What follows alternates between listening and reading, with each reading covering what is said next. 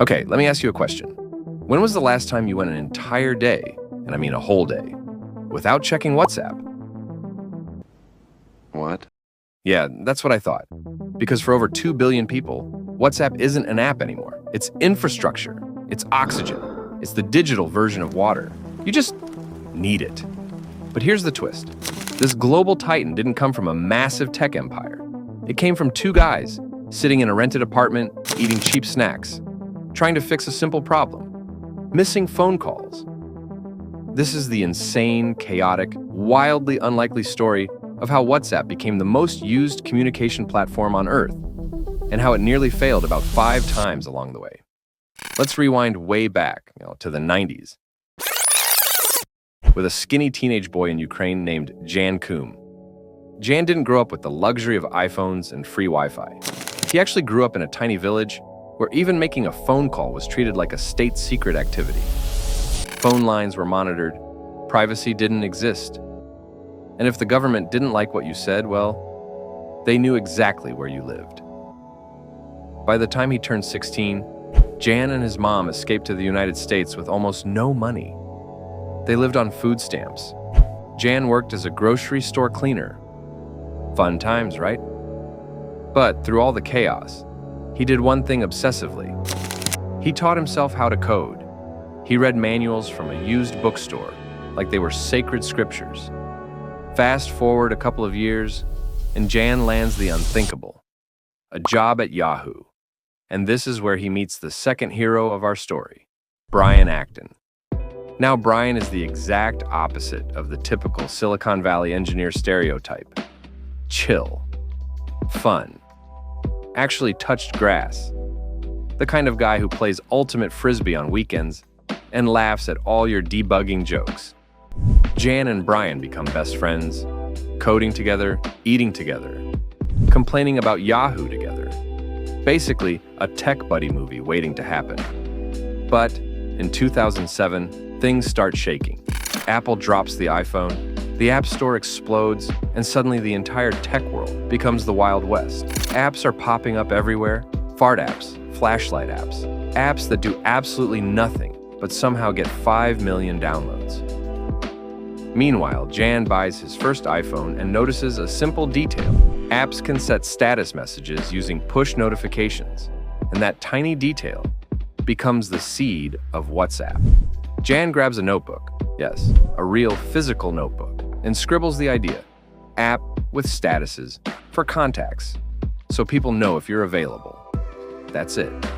That was the whole vision. No messaging, no voice calls, no stickers, no emojis.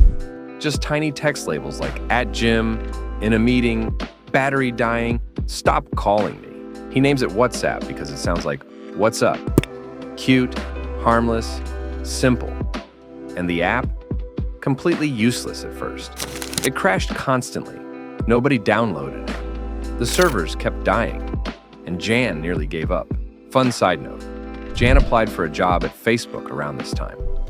Facebook took one look and said, nah. So yeah, the guy who would later sell WhatsApp to Facebook for $19 billion was rejected by Facebook. You can't make this up. But then something magical happens. Apple releases push notifications. All of a sudden, when someone changed their WhatsApp status, their friends got notified instantly.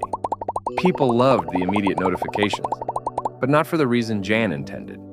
They started using status updates as messages like, hey, what's up? Nothing much. Jan looks at this and goes, okay, so I guess we're building a messaging app now. He calls Brian. Brian joins the project, and boom, the real WhatsApp is born. Now, messaging apps existed already, but they were slow, expensive, ugly, and completely unreliable. SMS costs were a joke in many countries. Carriers charged people more per text than airlines charge for extra luggage. But WhatsApp was free, fast, instant, international, and all it needed was your phone number. No username, no email, no profile setup, just your number.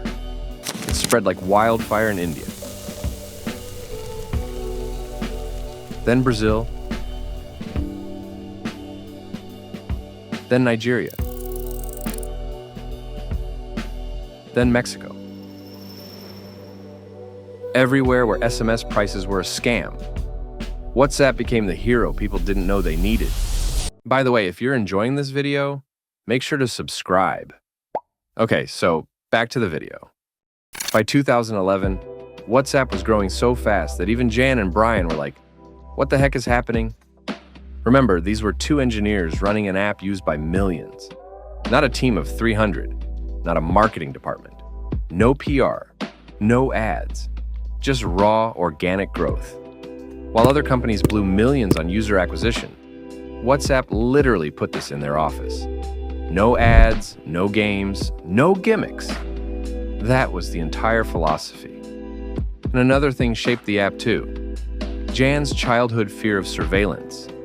He refused to store messages, he refused to track users, he refused to add ads. When investors asked, "How will you make money?" Jan's answer was basically, "I don't know. I just want people to communicate."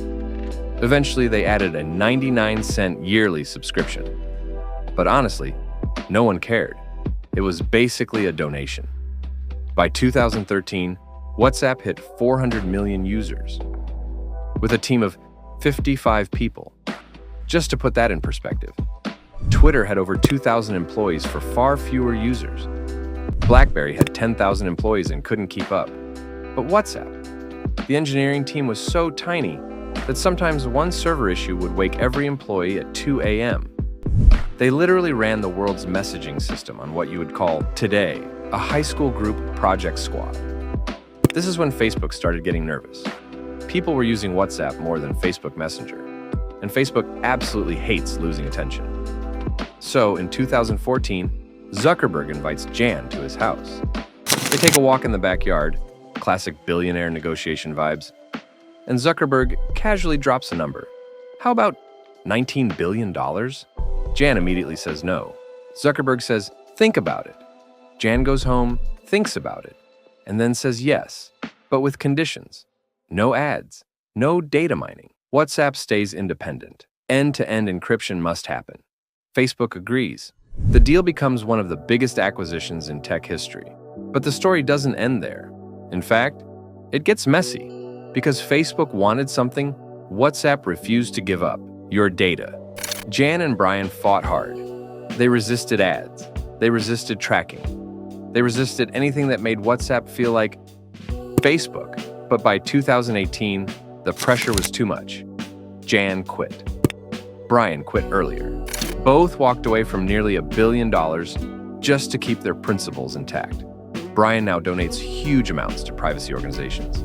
Jan now collects Porsches. Honestly, both are living their best lives. Meanwhile, WhatsApp kept growing. Voice calls added. Video calls added. Groups added. Status stories added. Payments added in some countries. End-to-end encryption everywhere. And here's the crazy part. WhatsApp became so powerful that entire governments tried banning it. Brazil? Temporarily banned. China? Mostly blocked. UAE? Blocked calls. India? Panic every election cycle. UK?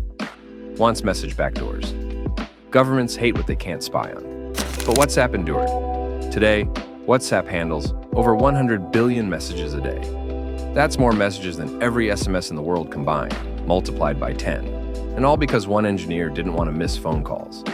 So what made WhatsApp succeed where thousands of other messaging apps failed?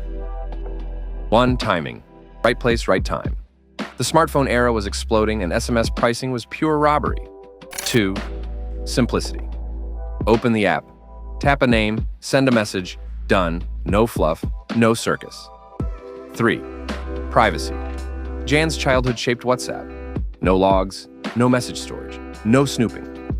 End-to-end encryption for everyone, even when governments screamed about it. 4. Global mindset. WhatsApp didn't care about Silicon Valley.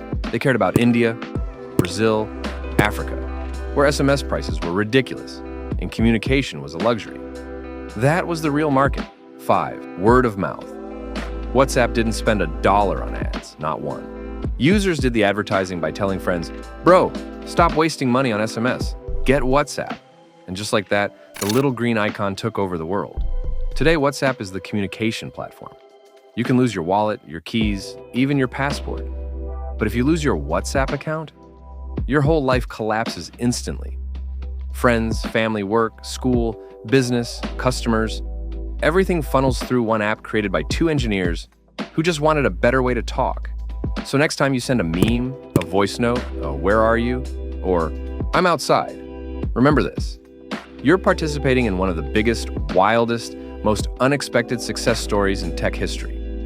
If you like this deep dive origin story, smash that subscribe button for more tech sagas, weird inventions, and unbelievable stories behind the apps you can't live without. And if you want to see another evolution tale, check out my video right up here on the history of AI from machine learning to ChatGPT. See you in the next one.